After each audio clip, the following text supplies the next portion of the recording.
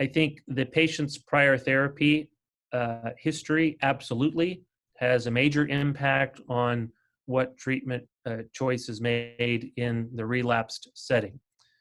It's interesting to note that many patients with follicular lymphoma never need treatment in relapse disease. That is, even though we think of follicular lymphoma as perhaps not being a curable disease, many patients receive only one line of therapy, perhaps half, and that perhaps only a half of patients ever even need second line therapy or thereabouts, and even less need third line therapy, maybe a third, depending on what study you look at. So that's good news for patients that they don't necessarily need additional lines of therapy, even though we think of this as not being, a curable disease in most patients. So their prior therapy has a major impact on what therapy you're going to choose for second or third line therapy or beyond. For example, someone who's had CHOP chemotherapy as their backbone, we know is not going to get CHOP as the next line of therapy because there's only so much doxorubicin the heart can take. I think also another factor is if they've got lenalidomide and rituximab as their first line of therapy, well, maybe incorporation of chemo as the second line of therapy might be a good strategy, something the patient hasn't seen before. So it is important when you're choosing a line of therapy for relapse disease to look at what the patient's been treated with before and how they did with it, how they tolerated it, and what efficacy that treatment had. It's possible to repeat bendamustine. So if somebody received bendamustine many years ago and had a really long remission, that is a choice that could be repeated. So what are the options? I think, chemoimmunotherapy remains an option. And oftentimes the choice that's made is what drug did they not get before that we could try again. So for example, if they got R-CHOP before, we could use bendamustine and rituximab or bendamustine and obinutuzumab in the relapse situation. So that would be one major option. Similarly, if they got, bendamustine and obinutuzumab before, maybe R-CHOP would be a reasonable second line option. Another category is lenalidomide and rituximab, and that is now an FDA-approved indication for lenalidomide in relapsed follicular lymphoma. A third category of drugs is the PI3 kinase inhibitors.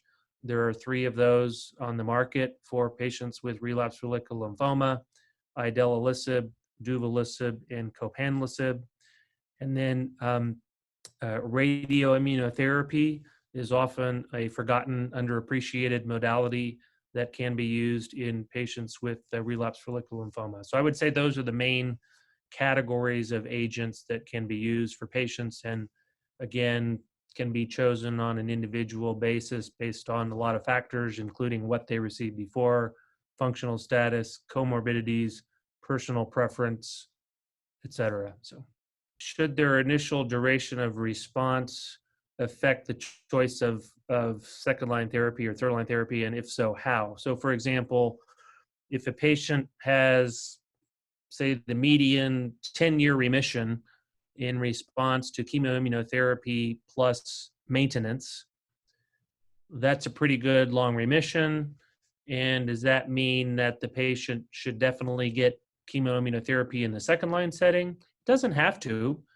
Certainly, many patients who have long remissions, while that might lead you to think that chemotherapy is a good modality for their cancer, they're also 10, 15 years older than they were when they got chemo the first time around.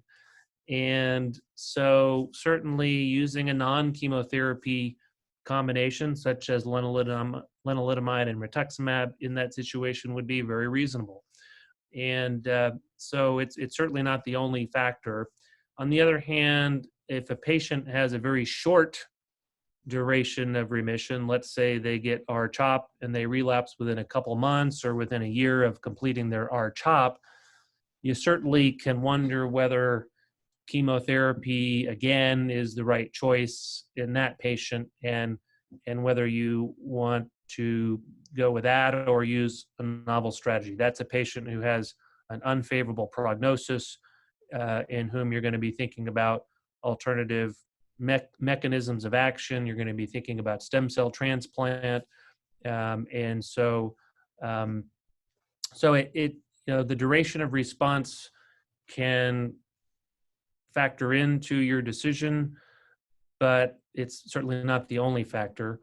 And I think there's an ongoing SWOG trial now that's addressing that very question, is as to what is the best therapy for a patient who relapses within 2 years of their initial treatment.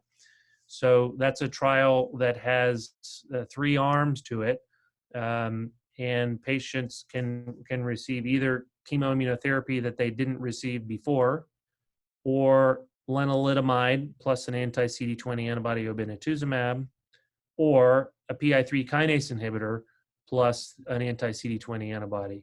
I think the design of that trial tells us that we don't know what is the best treatment for somebody who relapses within 24 months of their initial therapy. Is it more chemo?